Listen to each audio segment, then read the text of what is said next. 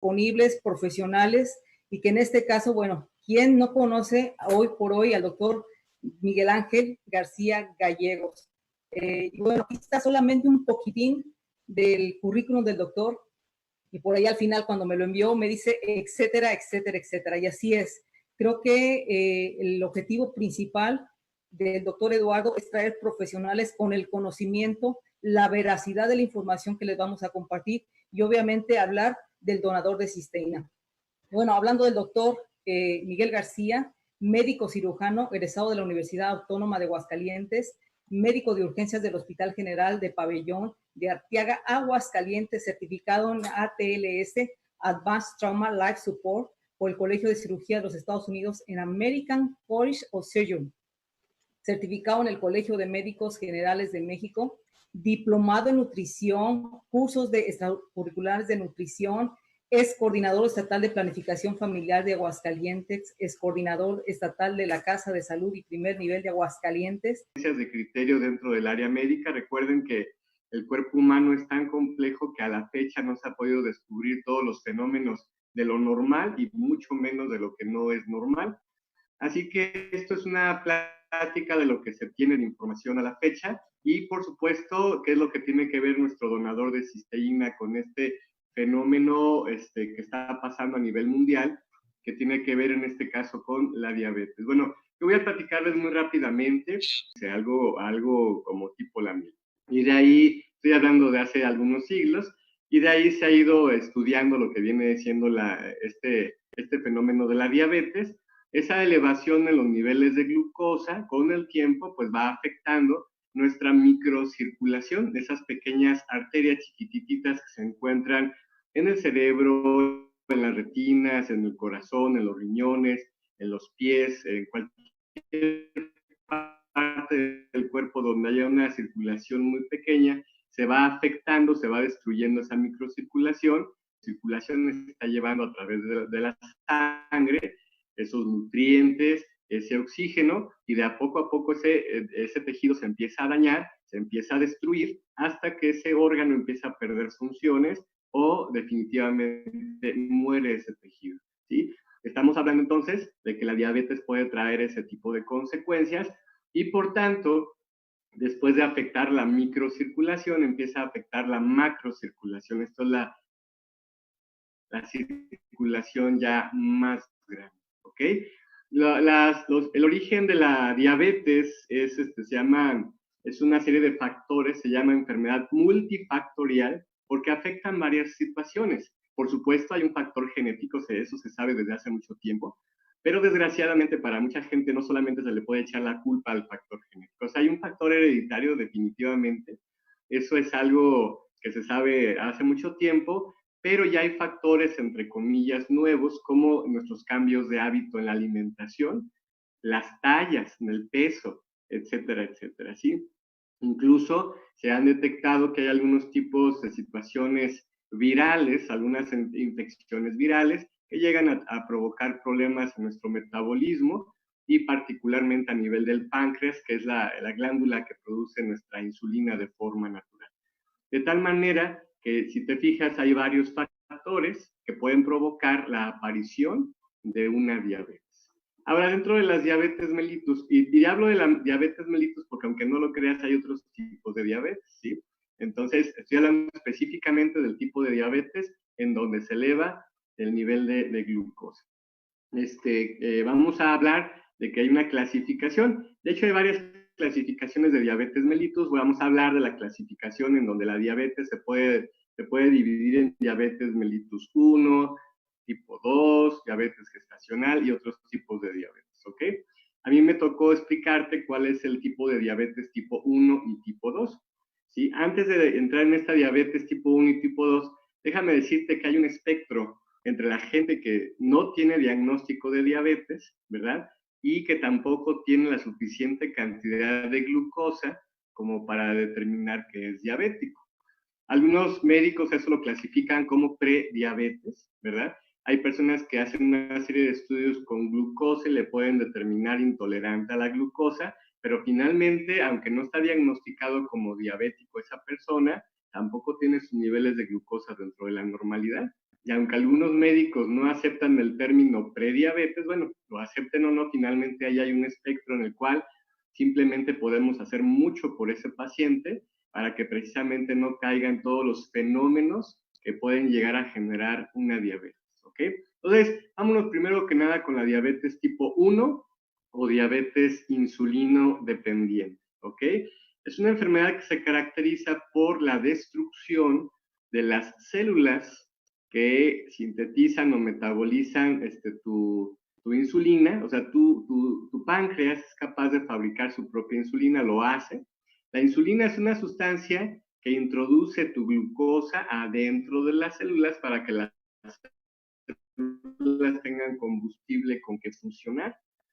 Simple y sencillamente que la diabetes tipo 1 se caracteriza porque se destruyen esas células del páncreas que son capaces de fabricar esa insulina. O sea, significa que cada vez se produce menos porque se empiezan a destruir de forma masiva esas células, se llaman células beta, están en un área del páncreas que se llaman islotes de Langerhans. Hay que recordar que el páncreas no solamente produce insulina, también produce enzimas digestivas y otras hormonas, etcétera. Pero vamos a hablar, el tema que hoy nos interesa es el término de la insulina, por la situación de lo de la diabetes. Generalmente esas células se destruyen por un problema autoinmune.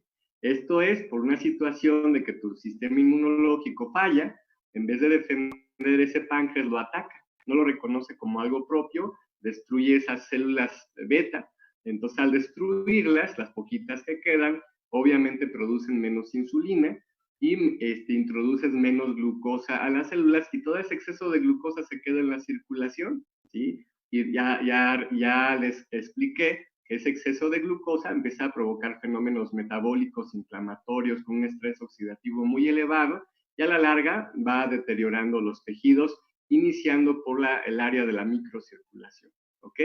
También se ha relacionado no solamente con fenómenos autoinmunes per se, sino también, te repito, por algunas infecciones virales, por exposición a cierto tipo de tóxicos, algunas situaciones de radiación, incluso en nuestra vida moderna a algunas situaciones de exceso de estrés, etcétera, etcétera, ¿sí? Pero finalmente el origen es esa destrucción de esas células. Pero imagínate, cuando nos damos cuenta, cuando se empieza a elevar esa glucosa de forma importante, es porque ya se destruyó alrededor del 80 al 90% de esas células, ¿ok? O sea, ya cuando nos damos cuenta, ya hubo una destrucción increíblemente grande de esas células, y es cuando ese pacientito, porque esto siempre es en los niños, ¿verdad? Esto es generalmente en los niños, y entre más pequeños tienen un diagnóstico más malo, ¿ok? Empiezan a tener problemas de mucha sed, de mucha hambre, de que se adelgazan, incluso llegan a debutar con una cetoacidosis diabética, se desmayan, vamos al hospital y resulta que se trata de una hiperglicemia grave, una cetoacidosis diabética. Entonces, para cuando pasa eso es porque ya se destruyó una gran cantidad de estas células y obviamente hay que empezar a ingresar esa insulina porque es urgente meter esa glucosa a las células para que éstas tengan energía con que funcionar. ¿Okay? A grandes rasgos, esto es la fisiopatología o la explicación de por qué pasa la diabetes mellitus tipo 1. Hay que recordar que esto es una información muy superficial, en palabras muy sencillas, pero yo creo que lo he explicado de una manera adecuada para toda la población. Y hay que recordar que esas personas puede llegar un momento en el cual se destruya por completo el total de las células beta y tengan que ser personas insulino dependientes de por vida.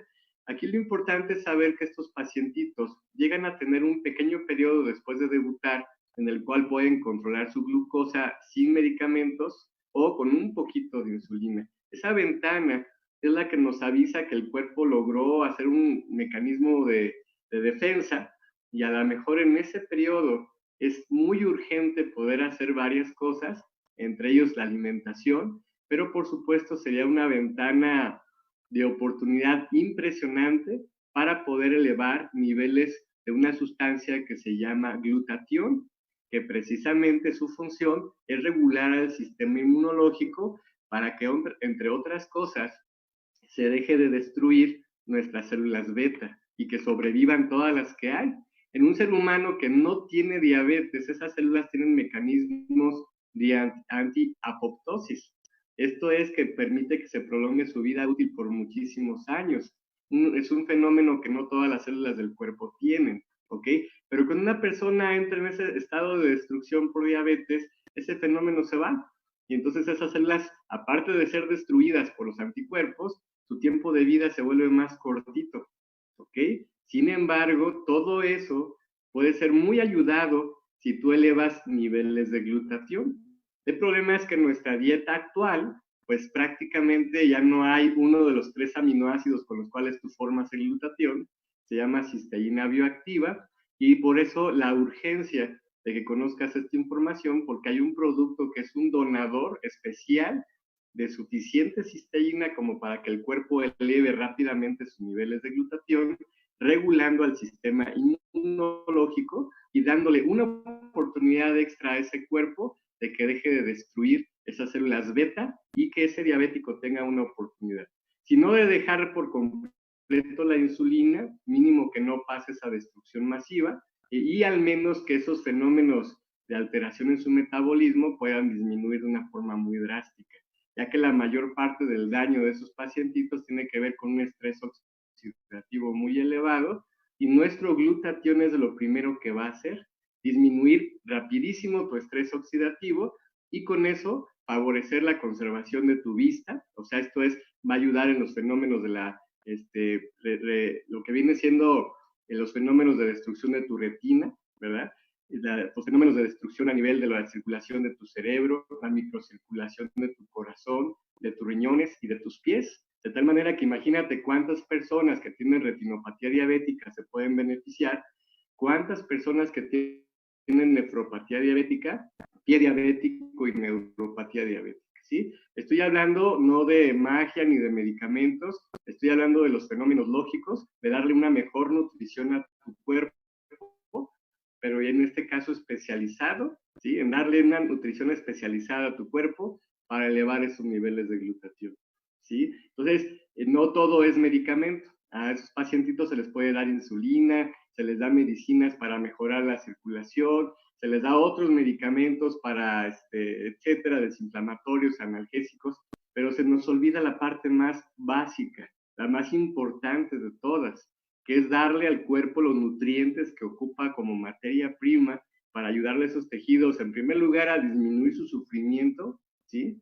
Y en segundo lugar, a que puedan regenerarse de una mejor manera, ¿ok? Entonces, es la explicación a grandes rasgos de la diabetes tipo 1, y hay una diabetes tipo 2. Es el tipo de diabetes en el cual el paciente sí produce insulina, ¿ok? Nada más que a veces no tiene la calidad adecuada o las células se vuelven resistentes a su propia insulina, ¿ok? La insulina que debe de recibir de su propio cuerpo. Y esto significa que también pierden esa capacidad de introducir la glucosa a esas células, entonces esas células no pueden producir. Y todo ese exceso de glucosa en la circulación provoca fenómenos de estrés oxidativo muy importantes, ¿ok? Yo quiero aclarar que más del 90% de los pacientes diabéticos, más del 95% de pacientes diabéticos son diabéticos tipo 2. O sea, los que son resistentes a su propia insulina, ¿ok? Y generalmente el diabético tipo 2, aunque también puede haber una cierta carga genética, también se relaciona mucho con la edad, se relaciona mucho con ese exceso de grasa, principalmente abdominal, ese sobrepeso, y bueno, algunos factores que tienen que ver con el tipo de alimentación. Son varias causas, la mayoría son evitables o son mejorables, ¿verdad? De hecho, una persona con diabetes tipo 2, con simplemente tener una alimentación sana, variada, que deje de comer lo que no debe de comer, con tener las tallas, más que el peso, las tallas que debe de tener, generalmente se deja de expresar esta enfermedad, ¿ok? Sin embargo, ellos también tienen ese tipo de fenómenos en el cual hay un daño en la microcirculación, igual puede haber un daño en la retina, en la circulación del cerebro. Estamos hablando de todo lo que son las pequeñas arterias de toda la economía de nuestro cuerpo. Hablo en particular de esas áreas porque obviamente son las más frecuentes, las más sensibles y las más dolidas por un ser humano. Así que pierda la vista, que pierda la función del riñón, que haya una amputación de un dedo, de un pie, de una pierna por ese pie diabético, son cosas graves, ¿ok? Obviamente ellos siempre van a requerir su manejo médico. Hay que recordar que un donador de cisteína es un nutriente, no es una medicina, ¿sí? Esto no suspende ni sustituye la figura del doctor y tampoco de los medicamentos, pero ¿qué crees? Tú no puedes construir tejidos con medicamentos. Las medicinas van a tener un papel sumamente importante y, por supuesto, este donador de cisteína tiene otro papel, que es ayudarle a tu cuerpo a fabricar ese glutatión que requiere precisamente para que las células fabriquen más energía y con ello puedan hacer sus funciones, ¿sí?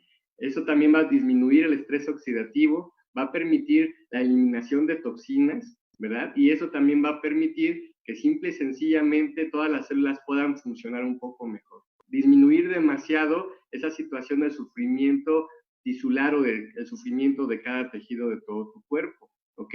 Generalmente este tipo de pacientes se les da medicamentos como metformina, como glibenclamida, acarbosa, o sea, medicamentos que le ayudan al cuerpo a disminuir. Quiero que escuches esta frase porque te va a explotar un poquito la cabeza si no sabes mucho de diabetes.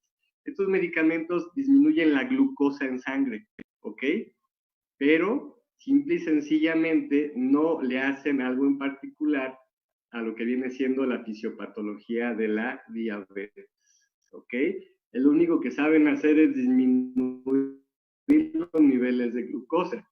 Los fenómenos de la diabetes tienen que ver más con tu nutrición y la expresión o no expresión de esa genética que tienes sobre tu diabetes. Ojalá que me haya dado a entender. Yo con esto quiero terminar mi participación en esta primera parte que tiene que ver con explicar en términos muy sencillos la fisiopatología